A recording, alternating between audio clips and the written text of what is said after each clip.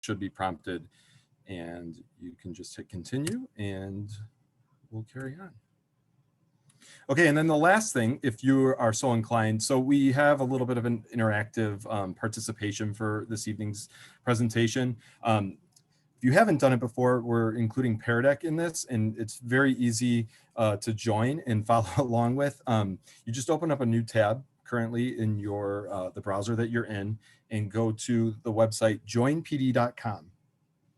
And when you do that, actually, I have to, pardon me, I have to launch it to get the code. So while you're doing that, I'm going to start the lesson for us, and a code will appear. And that code is slowly coming up.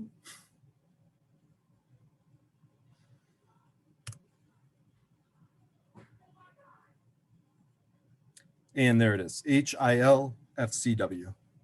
And this will play our presentation. So if you don't mind right now, again, go to joinpd.com, enter this code in, the presentation will go up there. I'll control it, the slides will move for you, and there will be points of interaction to be included. If you're not able to do this, don't worry. You can just follow the screen as you have been and still be able to access all of the information. And that code, if you didn't already do it, is up here in the upper right-hand corner, and I believe posted to the chat. Okay. So I guess since I'm on right now, we can start with introductions. My name is Justin Lattis. I am one of the Bridge Program case managers, one of the 6 programs that we have at in the Transition Center, and a transition facilitator in this district. This is my 4th year working in District 86 in the transition department. Tina. Great, thanks, Justin. I'm Tina Kinsey. I'm the department chair for transition programming. I have been in the district since 2013 and have loved every minute of it. So again, just super glad you guys are here to hear about the information we can share with you tonight. So I'm going to pass it to Katie to introduce herself. Hi everyone, I'm Katie DeCiani. I'm the assistant department chair and vocational coordinator with Transition Services in District 86. This is my 5th year in the district, and I'm happy to be here tonight. I'm going to pass it over to Heather. Thank you, Katie. I'm Heather Riggs. I am also one of the transition facilitators for transition programming. I am also in the multi-needs classroom in our transition center as a teacher there. And this is my 14th year in the district. I'm going to pass it to Stephanie. Hi everyone, my name is Stephanie, and this is my 4th year in the district, and I am fortunate that I've been in all 3 buildings at Central, South, and now at the Transition Center as a Bridge Program case manager, and I've had experience in some study skills classes, program success in Haven, and really glad to be here tonight. Ray. Yeah, thanks. Hey, I am Ray Baker. This is my 5th year with the district, and I'm with our Bridge Program. Really excited to share some information with you guys. Welcome. Really quick, just some agreements for our presentation tonight. So again, we're obviously representing the Transition Center in our department. We know there's a lot of questions that pertain to special education services in general, and it's nice when we have access to people that can help answer those questions. Tonight we're focusing on transition. We ask that, at least for purposes of the presentation and during the Q&A, we focus on that. We'll definitely be able to connect at a later time if there are other things that you have questions about that apply outside of what we're presenting on tonight.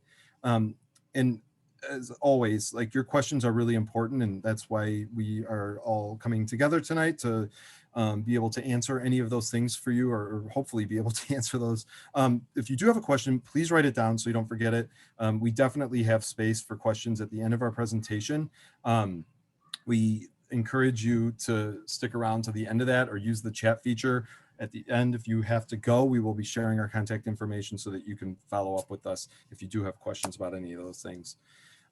We ask that, as it applies, to accept closure and non-closure if there is an answer that maybe doesn't totally sit well with you, hopefully that's not the case, but know that we're, you know, here to support and provide information, and hopefully we're able to provide some closure to the questions you have. And if not, we can definitely loop back on things.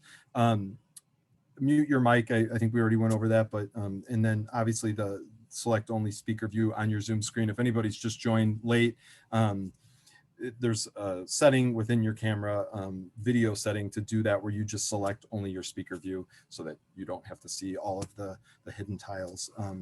So those are our agreements for this evening. And our agenda for tonight. So we're going to define transition services for you guys. We know for some parents, this might be the first time you're hearing about it, or something that you're really unfamiliar with. We'll talk about the importance of transition services for student success. I think all of us would agree or be close to agreeing to that. Like, we feel very strongly about this as one of the most important components for all of our students once they get a transition plan in their IEP. The process for how a student qualifies for District 86 transition services. We'll talk about our different programs that we have within our transition center. We have 6 different programs to support those services. We'll share some student success post-high school data with you guys, just to help create some awareness to why the programs exist, not only within our district, but across the country. And then ways to stay connected with us, including Q&A time at the end of this. So for those of you who are in the Pear Deck right now, if you don't mind, this is the first interactive component of this. There's a little cursor that you can use to drag. Just let us know where your child, guardian, somebody that you're here on behalf of tonight, what grade in school are they in? And you can see here at the bottom, just kind of put your cursor along where that is. We just want to kind of get a feel for the parents that are here tonight. We know a lot of the parent network is part of the students that go to the 2 high schools, but we also know that they're connected to elementary and middle school district as well. So we just are curious about that. And if you don't have the Pear Deck live, feel free to just drop it in the chat too.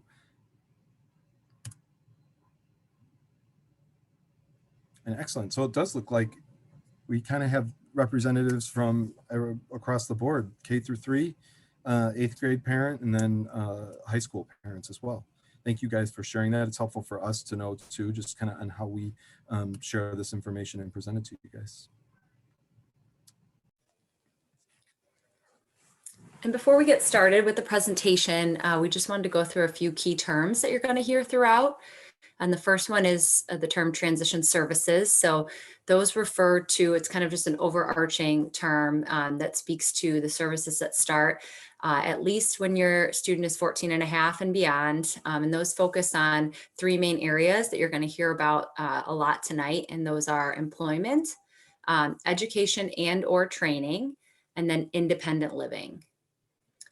And then the transition center, you might also hear it referred to as TC. That's the actual district building where many of the services are provided in. And that building is located across the street from Hinsdale South. It shares a parking lot with the Indian Prairie Library.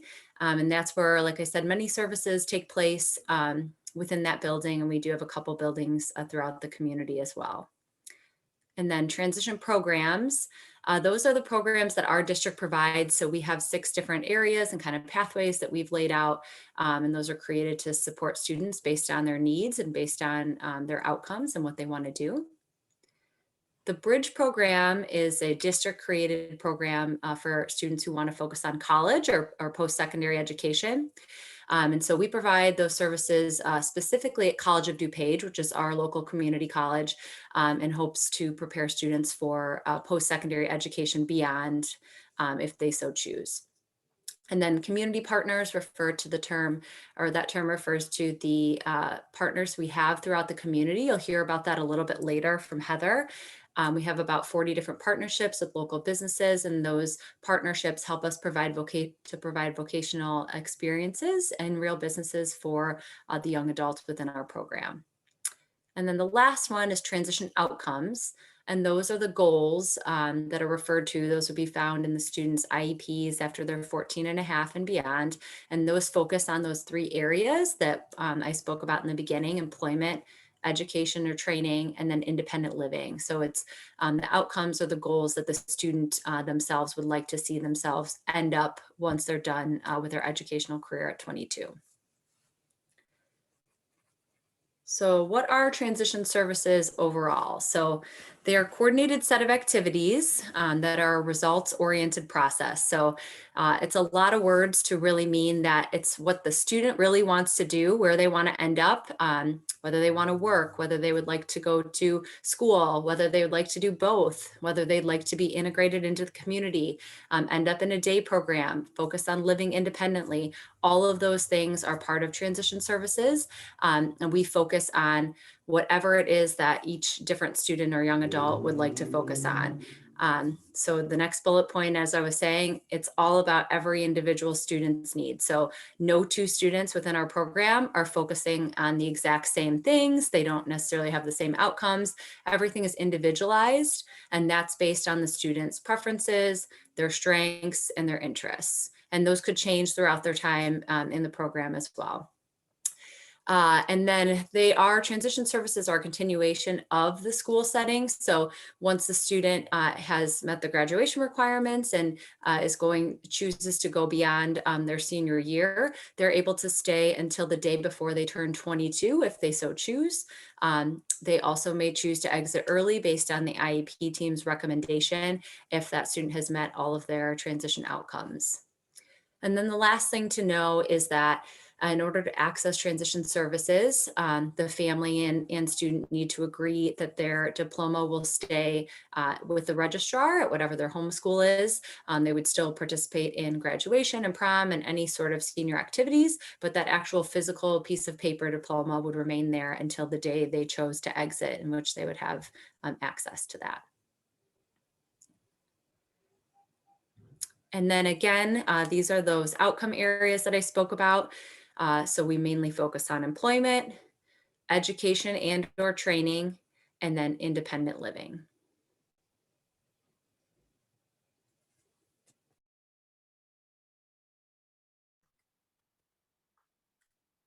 Okay, so I'm going to talk a little bit about how does your student become eligible for transition programming here in District 86. So some of you have been through transition plans starting around 14 and a half in middle school. You sit down with your student and the middle school team and discuss kind of long-term where you'd like your student to go and what their goals will be. So this plan is created, and as time goes on, when they join high school as freshmen and sophomore, the team works together with the parent and the students to continue to dive a little bit deeper and try and really determine what is that plan going to look like and what are the long-term goals for my student. So as your student becomes a junior and into their senior year, you'll continue to work with your case manager and the IEP team and have discussions at annual reviews around really transition programming and what that can look like and how we can individualize that for your student. So a couple key components on this slide that I want to make sure you understand. So the annual reviews are really important times at any point in a student's educational career, but these are when they're junior and seniors, these are really where we discuss the transition program and what that can look like. Information that we gather prior to the annual review for these meetings can be through the transition assessments, which you're probably familiar with, that your student receives a few transition assessments from year to year with their case manager and their team working together to gather the thoughts of what they want to do in terms of employment, those independent living skills, and then education or training. One particular transition assessment I want to make sure I highlight today is our own District 86 transition assessment or rubric system. And so as a junior or senior, you as a parent are an integral piece to filling this out and completing it, and then reviewing the results with the team.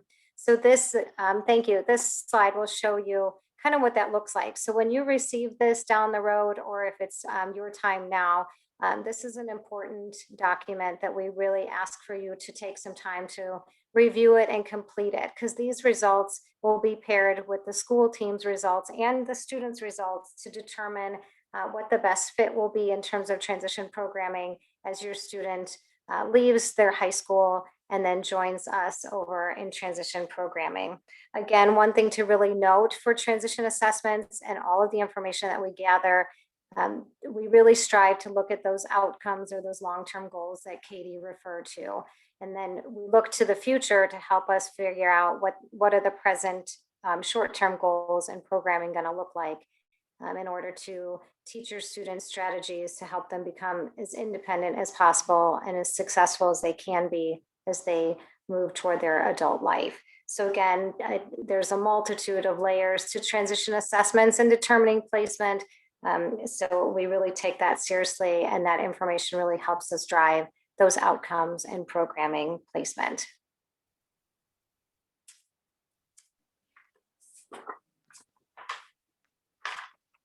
And so within our transition programs, we offer 5 different options for students.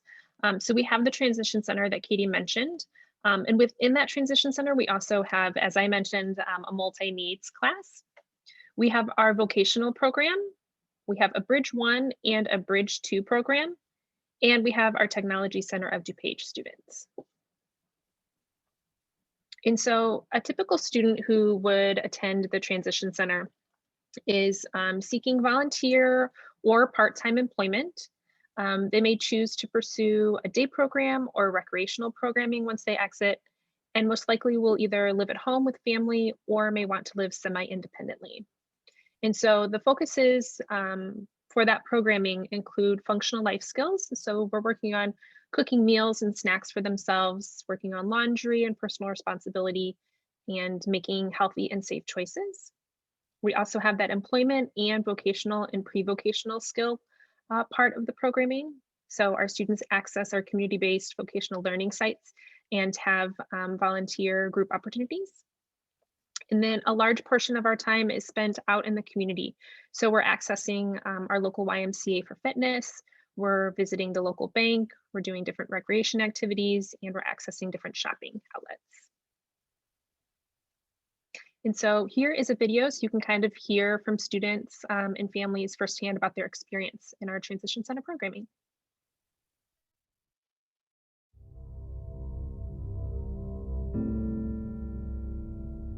I think what's surprising to some of the employers is just how awesome our young adults are and what skills that they can bring to the community site.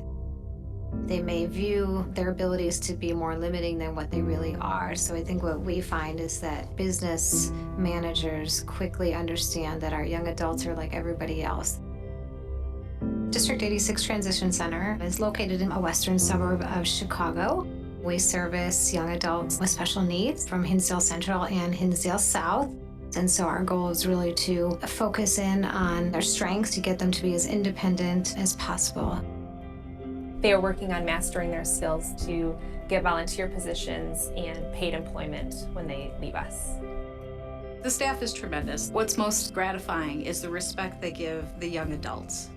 My daughter's nonverbal, so she can't tell me what she did or how she did things, but her focus here at the center is really to work on vocational and self-help skills. My son had a great experience at the Transition Center. The high school is a closed environment, and the rest of his life is going to be different from that. And so what the Transition Center allowed him to do was started to think about how he was going to integrate with the world. When we were first approached to bring on interns from the Transition Center, it opened up a whole different avenue for our project by providing opportunities to do something that's giving back to the communities. We love having Kingo part of our team.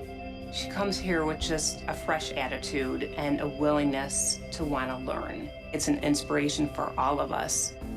I can learn a lot from this job. I hope that I might be hired over here, so then it will be like my real paying job.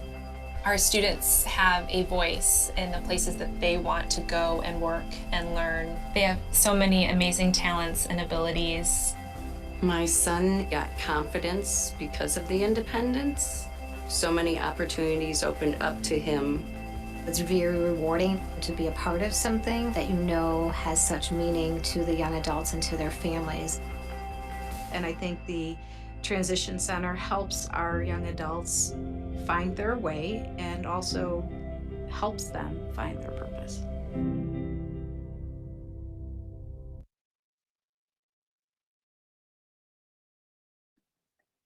So our vocational program, so students who typically participate in this program are seeking full-time competitive employment with the hopes to live semi-independently or independently in the future. And so we focus on many of those same functional life skills: cooking and laundry, personal responsibility, and making healthy and safe choices. But we also include money management, self-determination, and transportation, since that's a large component of getting to and from work. We can assist them in securing competitive employment. And they also get time within their program to access the community, like I mentioned, our fitness, banking, recreation, and shopping opportunities. And so this is just a small glimpse of the community partners that we work with. As Katie mentioned, we have over 40 partnerships within our community. So you can see there's obviously some large corporations. We also work with small businesses. And so our students get to go to those actual job sites with job coaches and learn skills, soft skills, and the skills necessary for that particular position. And I'll pass it to Ray. Thank you. I am Ray Baker, and I'm going to share a little bit about the Bridge program. So our Bridge program is part of the Transition Center, and we are 5 years old. A majority of our students in the Bridge program, all of our students in the Bridge program are taking classes at COD. We have 2 tracks right now in our Bridge program that are very fluid. And I think that's what makes it so unique, is that you can move from Bridge 1 to Bridge 2 and Bridge 2 to Bridge 1 fairly easily. Students in our Bridge 1 program are students who are interested in going to college, might not know exactly what they're interested in yet, and take one class their first semester. These are students who are traditionally certificate students who are interested in getting a certificate or that college experience. The great thing about our Bridge 1 program is that they still get all the vocational supports and independent living supports that they get through the Transition Center. Just if you want to go to the next slide. Our Bridge 2 students are students who have decided that they are interested in earning a certificate program. So one of the great things about COD is it offers over 80 different certificate programs, or they're interested in earning their associates to transfer to a traditional 4-year college. Students in both Bridge programs participate in a 5-day-a-week class, or 5-day-a-week program, where they are traditionally at COD taking classes. Students in our Bridge 2 program are on campus at COD 5 days a week, typically taking classes 3 days a week and accessing supports on campus like the Learning Commons, which is tutoring, office hours, or social rec leisure opportunities. Our program is organized around self-advocacy, executive functioning, and then social emotional learning growth. What is very unique about our program compared to other transition programs around, students who are in our Bridge program have transitioned after our programming to earn a certificate and get a job in the welding field, as well as go to U of I and transfer to 4-year college. We have a student who's studying aviation and getting his pilot's license right now. I think Katie's talked about it earlier, where transition services are the most unique program in education, where we are there to support whatever the student's unique need is, and everyone's experience is tailored to fit them. So I think we're really proud of the work that we do. You can go to the next one, Justin. I'm going to share a video on our Bridge program.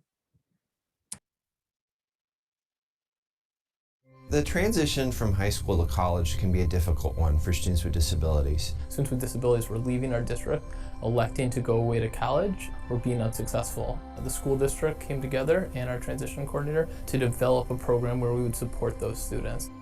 If you're looking to explore college, as a district, we help provide those supports for you. Every student with a disability has a counselor, and they also have an accommodation specialist. But beyond us, we have lots of great resources like tutoring, we have financial aid, we have scholarships. By connecting them with the Department of Rehab Services, we're hoping, at least in terms of their community college, they financially would be connected and receiving that tuition assistance through them. We've partnered with College of DuPage. They've been really collaborative in supporting our program and working with us. When I thought of high school and college, I immediately kind of wanted to actually jump into college. That obviously was not going to work. I, still had a lot of things to work on. I feel like going to the Transition Center actually it definitely helped even more and got me to achieve even more things, really put me in that mindset and helps. Sometimes students benefit from using accessible formats of things, so their textbooks or lab manuals, and so we coordinate getting those types of materials for them. Most of our students are in 2 classes on the days that they're on campus. During that day, it could be us supporting them accessing the Learning Commons or setting up office hours or sending an email to a professor, or just a check-in to see how their day is going and how we can best support them. Transportation poses a big issue for a lot of our students as well. Even just like that basic necessity for getting physically on campus, I think, would be a challenge if this program wasn't there to support them. They start to feel comfortable in their surroundings. And then when you look at their grades, the grades reflect that. Without the supports of programs like the Hinsdale Bridge, they wouldn't be able to accomplish that. Students who are coming in from the Bridge program, they've already started learning about how to be better advocates for themselves. We know that they are almost ready to work if they're not already working, and so they might just kind of need some of those behind the scenes skills. We work with them on interviewing. We've also taken students off-site to other corporations. I have my first job. I'm definitely going to pursue more of that. Once the year runs up on transition, that's something that I can do more of, and same thing with the job. Just in the past 3 years at the Transition Center, I feel like he's gained so much confidence in himself. Those 3 years have meant more than the 18 years prior to that. So seeing them be able to walk onto campus, knowing that they're there and that they've made it, that they've begun their college careers is just really exciting and rewarding. If I didn't have the Bridge program, I wouldn't be here right now. I think the future holds pretty neat things, what you build out of these experiences to, I guess you could say, final product. Like a blessing in disguise. Like, they will never understand how grateful I am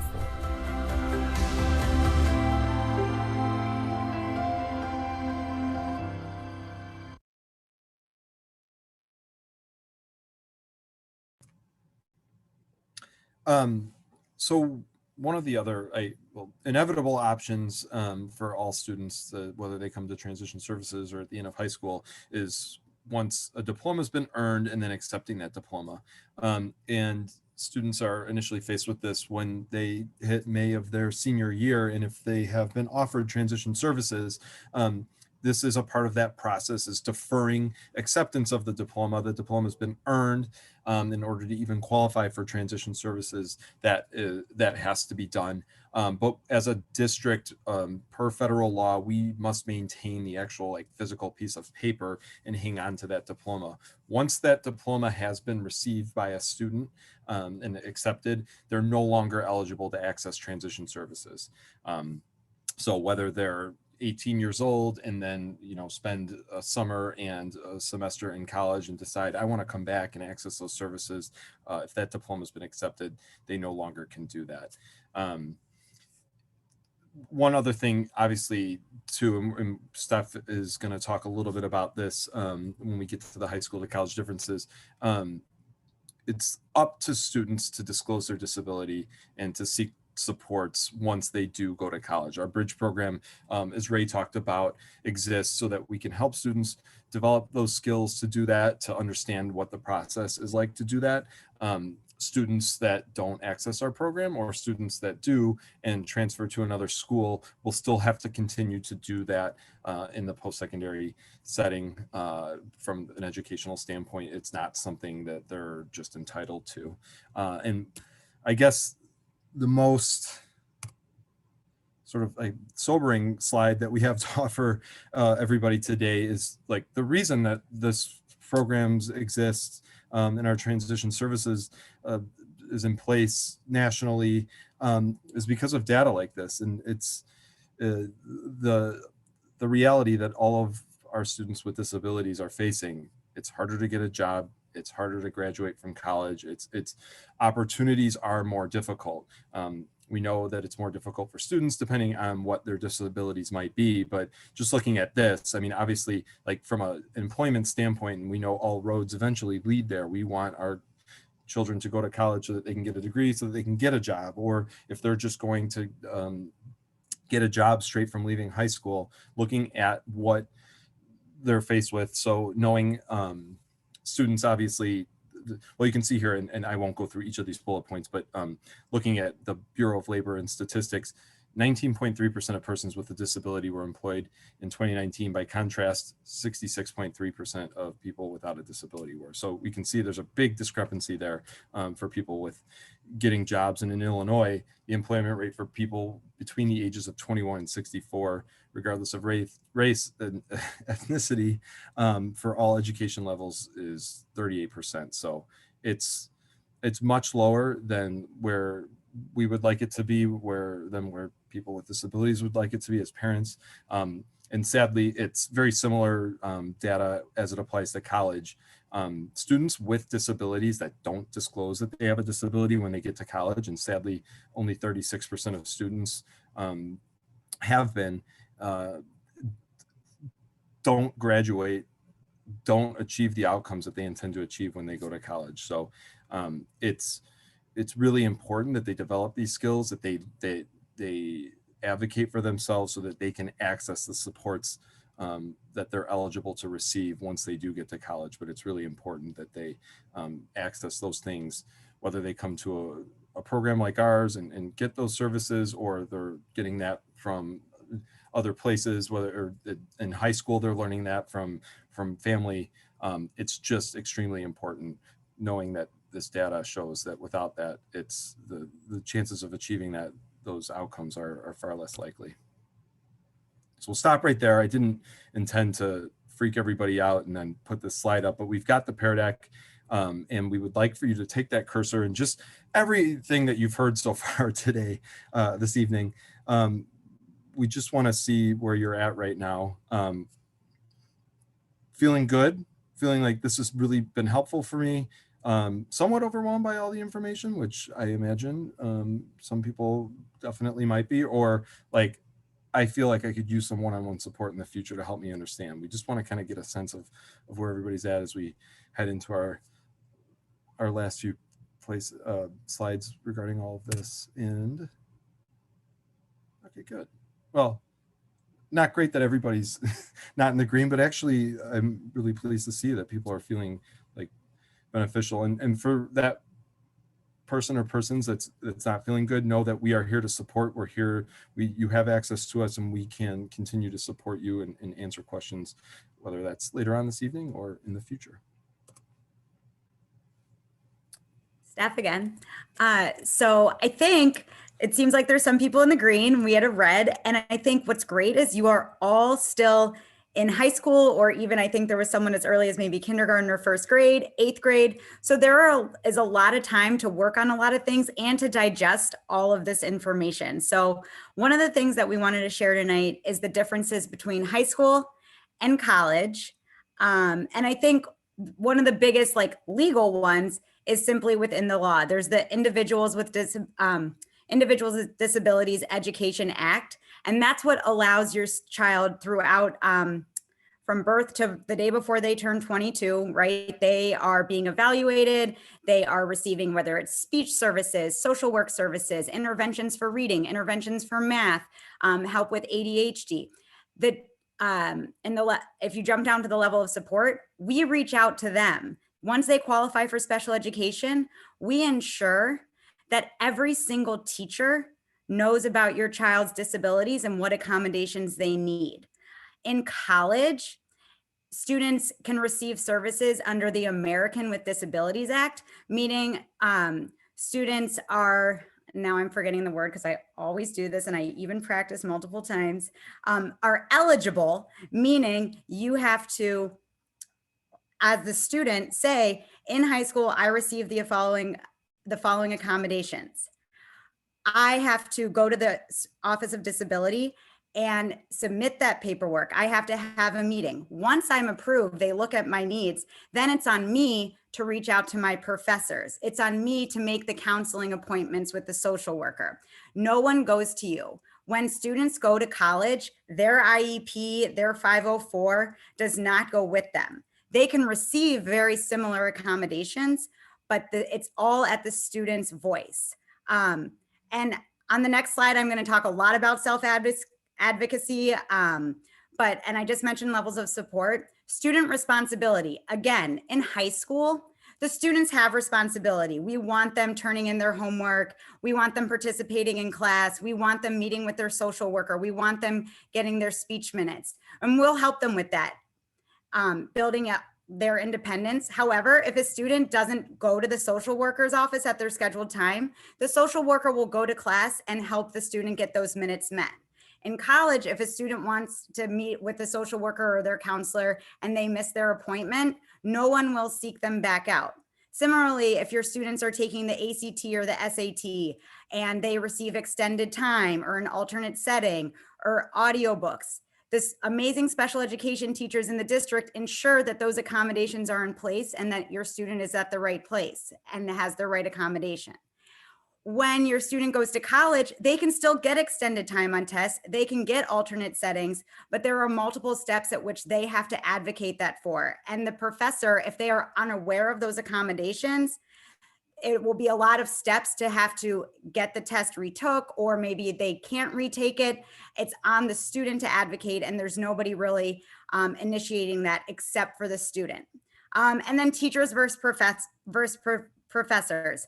I think in our special education department, we love our students and we have that warm, fuzzy relationship. It's a big goal of ours to help the student feel connected, to help encourage the student to come to school, to help encourage the student to complete their work, to improve their study habits. Professors, from my experience, lovely humans, very direct. They have their syllabus that guides the course. It lays out all of the homework. It gives the due dates. It gives the points. And there's not a lot of leeway, right? There's no test retakes. There's no test corrections. There is no, the assignment was due on February 24th. They're not taking it on February 25th. So it's on, there's a lot more accountability in college when it comes to the relationships that professors provide to their students. So that leads me to where I think is our biggest thing, which is self-advocacy. I think what I've noticed in my last couple of years in the Bridge program is we have the most amazing students, and that's across the whole transition program services. A lot of our students, though, are still not really aware of what their disability is and how that disability impacts them. I've had conversations with students who never really ever looked at their IEP or their psychological evaluation report. And this is information that's all about them. That explains why someone else in class might be able to catch on to reading concepts faster than them, and that they actually do need the audiobooks because when the information goes into their brain, it's not connecting to the right spot. So that's why you have an audiobook, and it's going to help you. I think if you can communicate with your child in a way that they are owning their disability, that at IEP meetings, they are the one doing the majority of the talking, that they are taking ownership of what their goals are. And we want our students to do all different things, but I think one of the best things is to really help your student find their voice, use their voice, and support them. So I just can't stress it enough. And I think especially in college, our students that have had the most success are not always the students with a higher ACT score or test placement scores. It's our students who are willing to ask for help, who are willing to say, I need to go use the Learning Commons. I need to go get tutoring. So if you can get your child to speak up, use their voice, and ask for help, we're in good sailing. I cannot speak highly enough of encouraging self-advocacy. Next slide. And then these slides will be shared, but there are tons of resources out there. I find which is not on here, but like looking at TED Talks about having a disability, college, life, you know, with struggle. Listen to some TED Talks.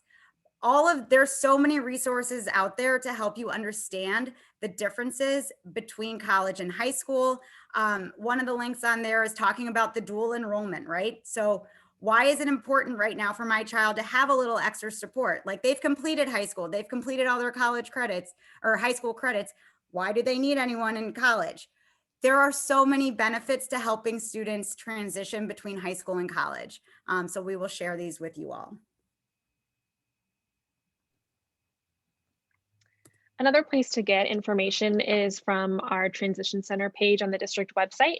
So if you go to your school's homepage and at the top you say select a school, you can choose the Transition Center. And so on our far left, you can see we have a tab for Bridge, which has information specific to our Bridge programs. Then we have information specific to our Transition Center programs. Then we also have resources. So within that, we have a now hiring page. So we gather local businesses that are hiring and we list them there and update it every month or two. We also have a list of weekends and evening activities for families to learn about so they can access that for their child. And we also have a transition checklist. So if you are still in junior high and you want to start working towards things, that's definitely a great resource to check out. We also have transition tidbits. So this was something that was created with the hopes that we could share information with families in easy to understand terms in small bite-sized pieces. So they weren't getting a whole bunch of information at the annual review, but we're getting it every so often. And so our families that are currently in our transition programs receive an email every Tuesday morning about a different topic, but we wanted to make it more accessible for everyone. So if you go to the transition tidbits, we have 38 topics and they're about 1 page each. Again, they're really easy to understand. We have them available in Spanish and in English, and many of them also have been made into a video so that you can watch them with closed captioning. And then our other resource is our Adult Service and Access Guide. So this was something that we created this past summer and continue to update. I just added a page this week. It's currently 105 pages and it's spread out over 12 different categories. And so we pulled together local businesses, organizations, services, and supports and put a page about each of those. And so the resource includes things like our day programs, different education opportunities, employment supports, housing, government benefits, mental health, and a whole bunch of other things. So if you're looking for a resource within our local area or within our state, that's a great place to look. We also have our D86 family group. And so this is a group that was created just to support families and kind of learning about different options. This year we've paired with District 88. So we are offering monthly Zoom meeting presentations, which has been a great relationship for us. And so this past one that we had on February 11th was about different housing options. The next one we have is on March 11th, and we're going to be talking specifically about different adult services and supports that are available. If you are not currently in our transition program but want to learn about these presentations, the best way to learn about them is to be a part of our text blast. And so if you text the word family to 33339, you will be added to our group, and we send text blasts out just about our flyers and just reminders of our upcoming presentations. Our presentations are also recorded for this past year because we know that that's now easier to do now that everything's on Zoom. So if you'd like to access previous recordings, just reach out to one of us and we can put you in contact with that website.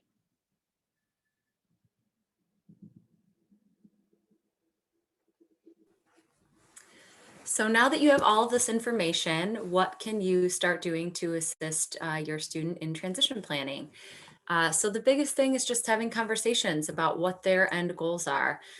We underline their goals, just highlighting the importance of student voice and student choice in what they want to do. And we found over the years that how important that is in regards to motivation and kind of sticking with those goals.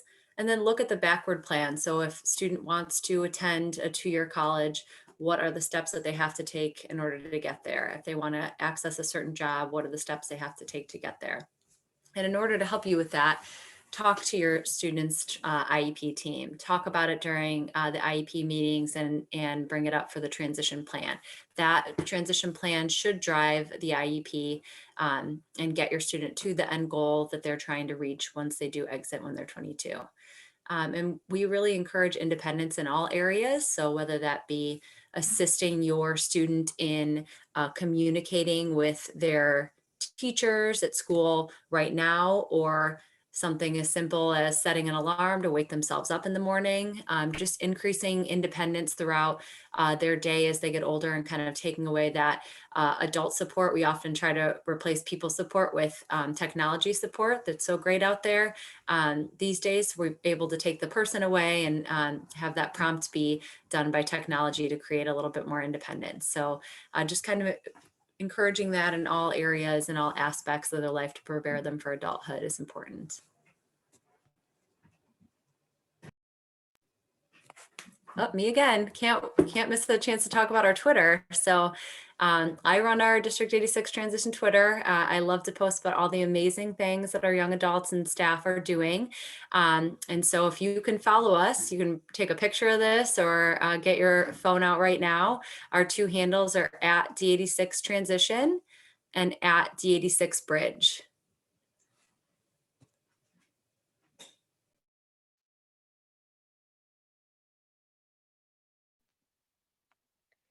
And so I'll go ahead and open it up. If you have any questions that you want to ask, you can put them in the chat. They're going to come to me, and then I'm going to kind of distribute them to the best person on our team who could answer that for you. We've also listed our contact information as well as our position. So if you have a specific question, you don't want to put it in the chat, go ahead and reach out to us via email and we will respond back to you. So we'll give it a couple minutes for people to send in their chat questions.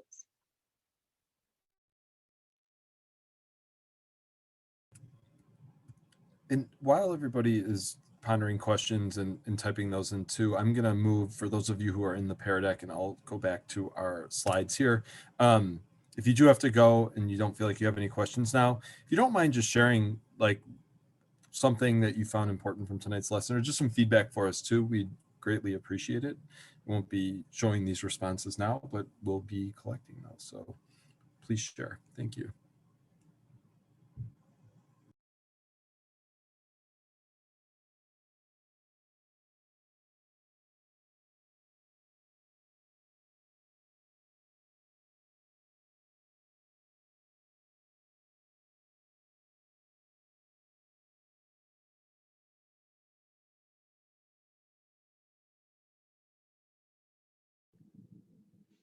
Okay, so we have a question. A family has a student who is going to be an incoming freshman and has an IEP. How do we establish contact with Transition Center for potential COD in the future? So I'm going to direct that to Tina.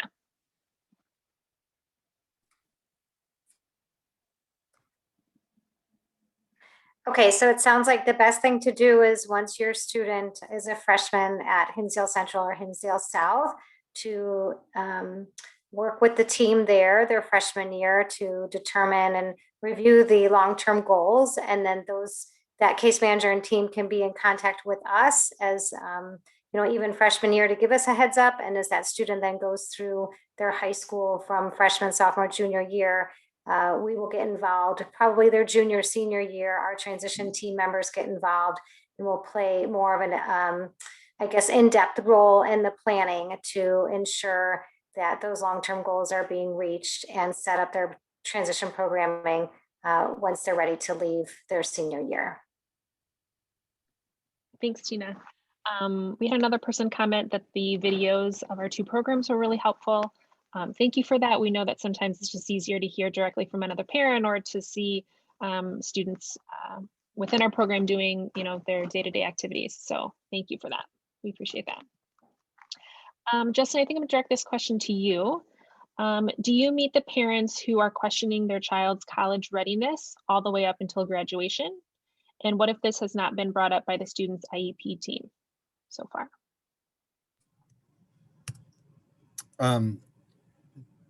I'm sorry, do we meet the students' readiness, did you say?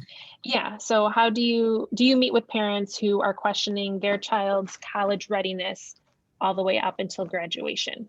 And what do they do if it has not been brought up by the IEP team so far? Yeah, and I think like this is one of the things too, to make sure like a good takeaway from tonight is Katie talked about like the transition plan is a part of the IEP. It's something that should be discussed at every meeting throughout high school. And it really should be driving the IEP. And that is something, if you don't feel like those conversations are happening, please reach out to your student's case manager and the IEP team and make sure that that is a discussion that's talked about.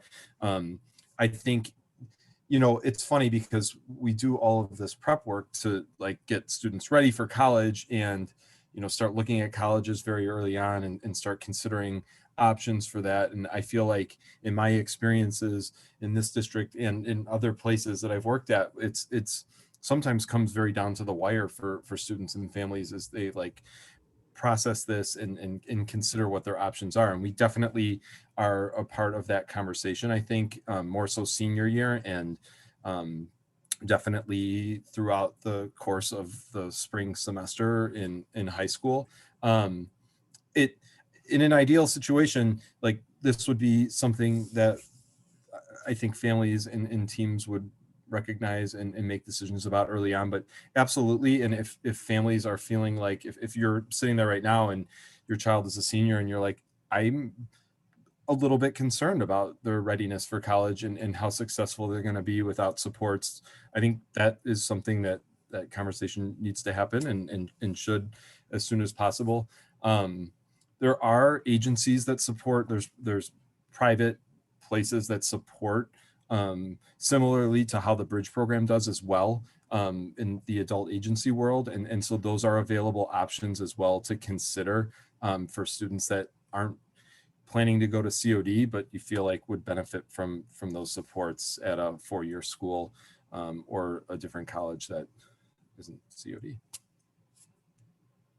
Thanks, Justin. We had somebody who just wanted the information again about our family group, so I'm going to put it in the chat. But if you text the word family to 33339, you'll be added to our text group. So Ray, I'm going to direct this next question to you.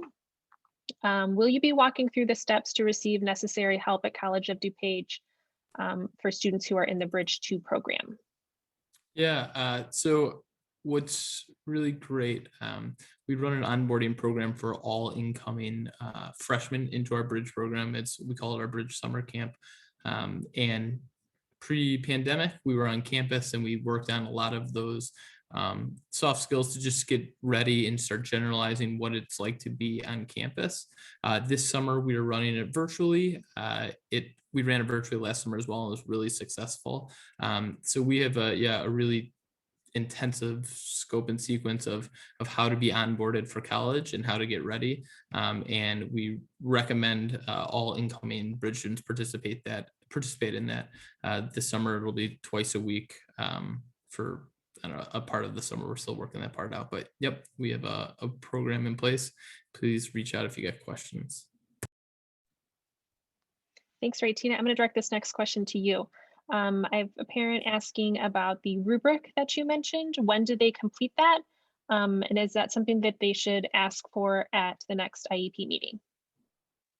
Right, great question. So the rubric is generally, this year the rubric was completed usually the beginning of their senior year, right? We're looking to maybe switch that to junior year. If you have a student who is a senior and you have not received the rubric, that is definitely a good thing to reach out to your case manager about. We do try and keep it a running list of seniors that are receiving special ed services at both the high schools, and we do our best to work with the case managers and the teams at the high school to try and identify students to have families and students and teams complete the rubric. But if you feel that this would be something you have yet to receive, then yeah, please reach out to one of us or reach out to your case manager. But typically it's been the beginning of their senior year, and we are having conversations of possibly moving this to toward the end of their junior year. So those would be kind of the timelines that we would want to target that you would receive the rubrics. Thank you. Thank you, Tina. Okay, Katie, I'm going to direct this one to you. How often does our child meet with the transition team as a freshman and sophomore? And is there tutoring support offered at the high school during their time there? So in terms of meeting with the transition team that you're seeing around the screen right now, we will usually come into play sometimes during the junior year, but definitely into the senior year, like you've heard others talk about. But prior to that, we do have a district-wide transition services coordinator. Her name is Taryn. She was featured in one of the videos that you saw earlier. And she also works with the Department of Rehabilitation Services, which is a government agency that supports students with disabilities in either two areas, employment or post-secondary education. And so we strongly encourage that by the end of the sophomore year that students are signed up and do an intake with the Department of Rehab Services. And so because Taryn works within our district as our transition coordinator and also works for DRS, she's able to kind of bridge the gap between the two and facilitate that. So she is kind of the first layer of the transition team that you would work with. And I would say that's usually more in the sophomore year and beyond. And then our team would come in those later years to begin planning with you and your student and the transition, or sorry, the IEP team. In terms of the tutoring question, I don't know that I know the exact answer to that in terms of the tutoring that's offered in high school. I know that there's currently some additional support that's being offered right now during this hybrid learning that's going on. But that's something that definitely, if you reach out to your student's case manager, they might be able to give you a more direct contact to what's going on within the high school in regards to tutoring. Thank you, Katie. We had somebody just comment what a great presentation this was, and they're just so thankful for the work that we're doing and the options that we provide, and look forward to learning more. So just having been in the district for a while, I have seen the transition services, just the programming options grow, and it's just so exciting for me to see how we're able to meet all of our students' needs in different ways and just continuing to strengthen our options in our programming, which is really great. So thank you. And that is the last of the questions that have come in so far. Again, if you have a question that might be very specific to your student or your family, feel free to reach out to any of us. Again, our contact information is there and we'd be happy to answer it for you or to find somebody who can answer it for you. So I'll pass it to Justin.